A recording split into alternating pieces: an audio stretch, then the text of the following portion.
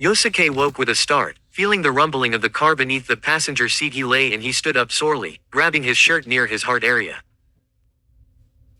"Ah, you're awake," a woman's voice said. He turned over to see Asagiri, driving the car they were strapped into.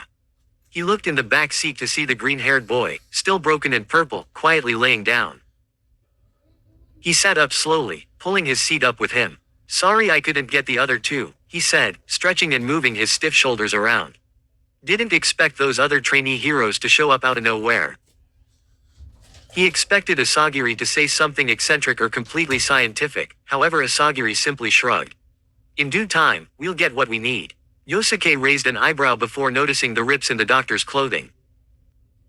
"Seems like you had a difficult time yourself. What happened to you?" he asked. Asagiri laughed loudly. "Izuku Midoriya woke up while you were out and well." She pointed up at the car roof. Both of Yosuke's eyes were raised now, staring at the gigantic hole. How did he miss that when he woke up? He put up quite the fight. Honestly, if he had been aiming for me, he probably would have destroyed me. "He wasn't aiming for you?"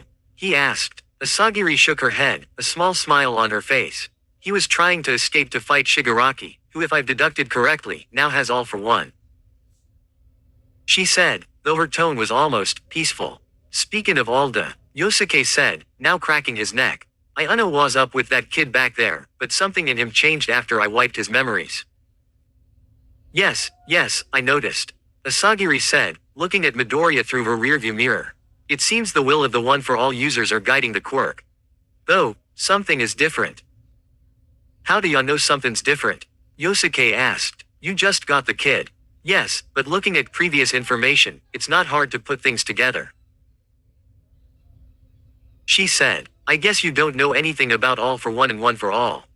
"Granted, I know little of All for One. However, I was briefed on One for All. One for All is a quirk that was passed down through multiple people. Each person it gets passed down to, it seems to have gotten stronger.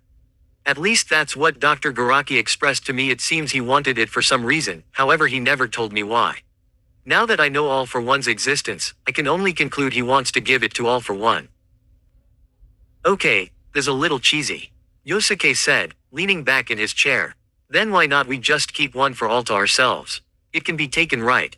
Let's just take the shit. We'll be the top dogs."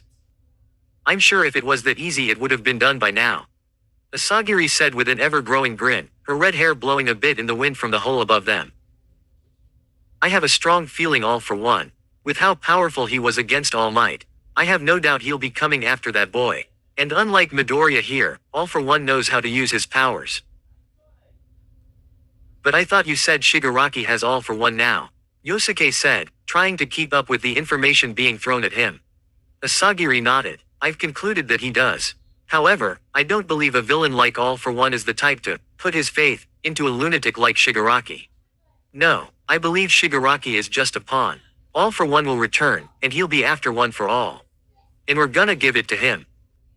Yosuke rubbed the bridge of his nose, trying to keep up with Asagiri's thinking. This was a lot more complicated than what the liberation was telling him. And that was hard enough to understand as is, so what does this have to do with how different Midoriya was acting after I wiped his memories? Yosuke asked, dreading the answer coming in. "Do you remember when Mioriya fought Gaslighter?" Asagiri asked. Yosuke nodded. "Vaguely. I remember him being pink." "Exactly," Asagiri said happily. "He also seemed to use different powers.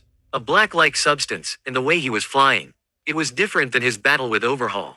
That tells me there are multiple different quirks in One for All than just kinetic energy stockpiling. And as I've just deducted with Kurogiri, a quirk can copy the personality of its owner.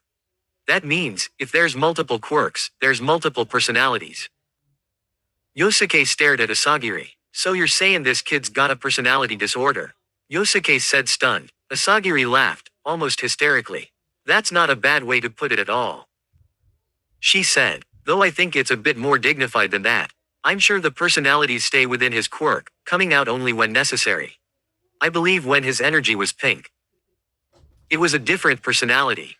Yosuke finished, catching on. "Exactly," Asagiri said, "but his energy has remained green this entire time. Doesn't that mean he's still, you know, him?"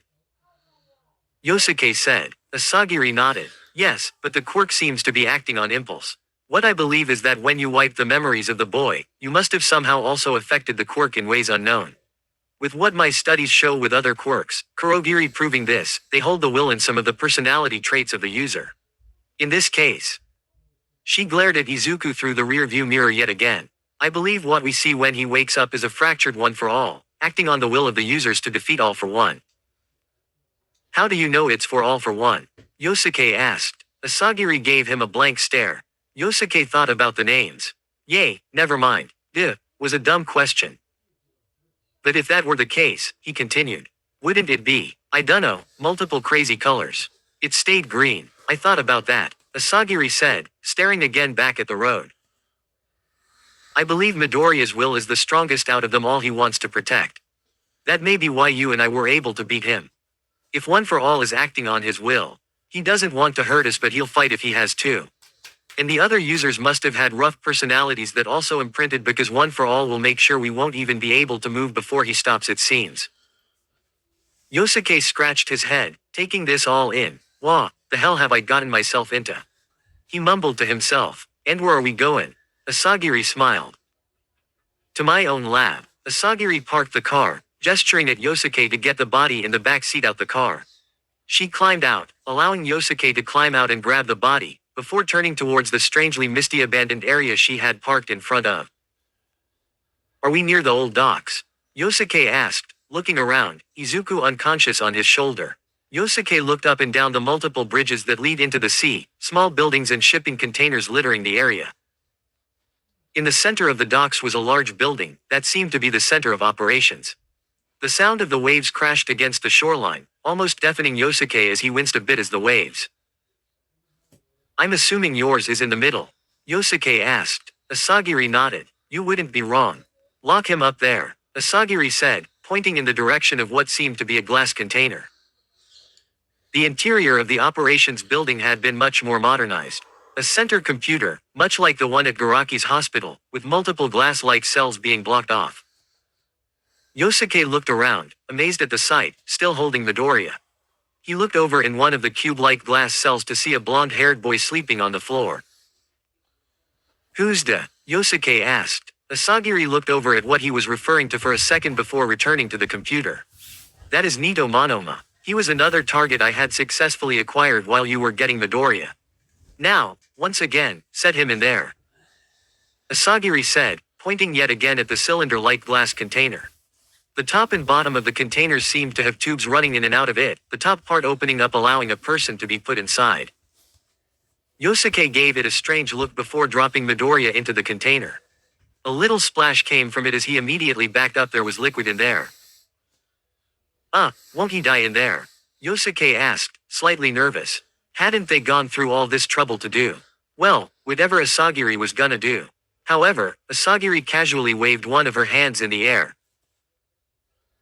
It's healing him. Nomu bodies work on the similar principle as a regular human body.